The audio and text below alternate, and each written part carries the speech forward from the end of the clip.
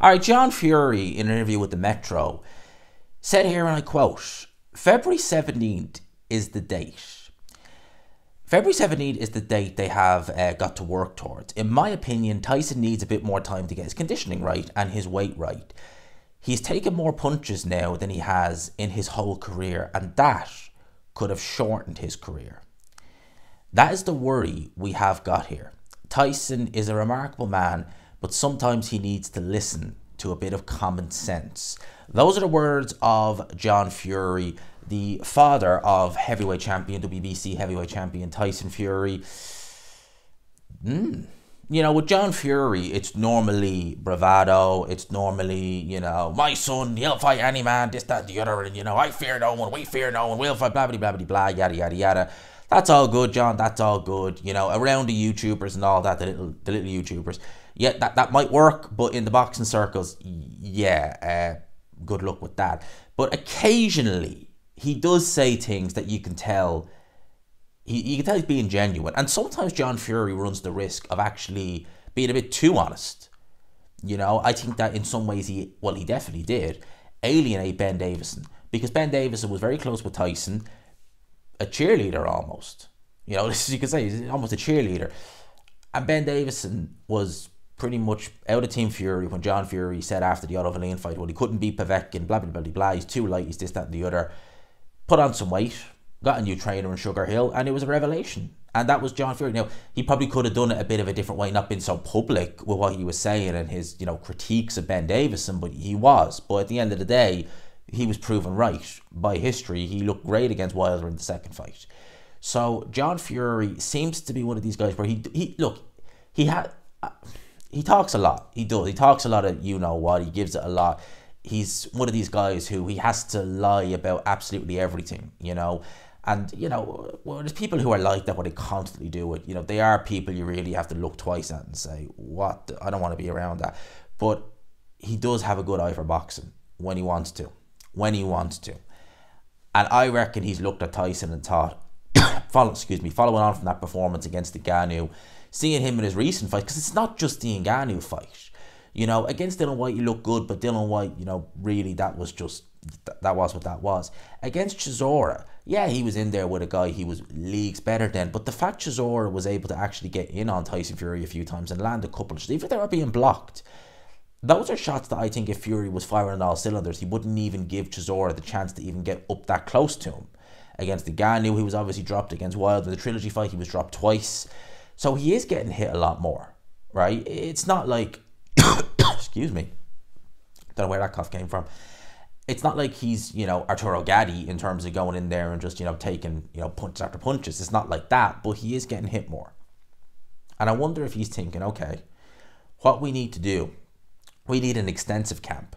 We need a camp that's going to be focused on everything, not just maybe taking weight off. It's going to be everything. So it's, you know, gradually ease your way in so you're razor sharp come fight night. Now, that may take, 6 months, maybe a bit longer. He doesn't have that.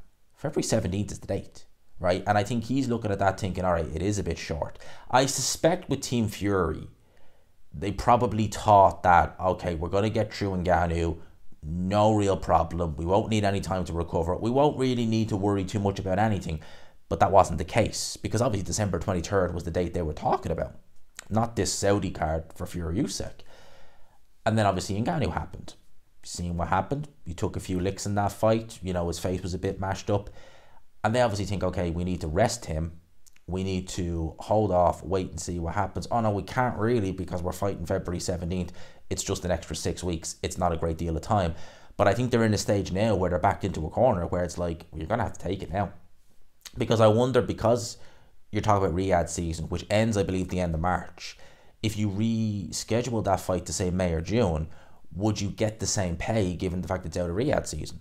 Would the Saudi be willing to do that? Would they say, well, you know, the money we're offering or paying to you is on the condition that it's during Riyadh season. So if it's not, well, we'll still have the fight, we'll still do it. But, you know, that amount you have, we're going to cut that a bit.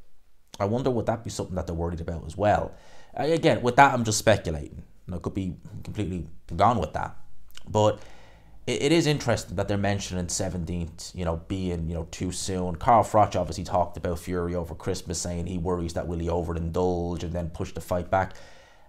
I said it, and I still do believe that I think he was reaching a little bit with it. But Moses Atauma has been saying stuff like, he's going to be sparring Tyson in the run up to the fight, which is a good spar. Don't get me wrong, that's very good sparring in preparation for Alexander Usyk. It is obviously different dimensions in height, but still good sparring. That young Moses is a precocious talent. I can't emphasize that enough.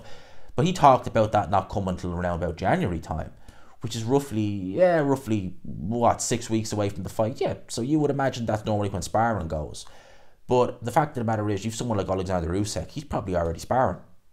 He's probably already not in full-blown training camp, but because he's always in good shape, because he's always quote-unquote ready, he's probably already started a bit of sparring.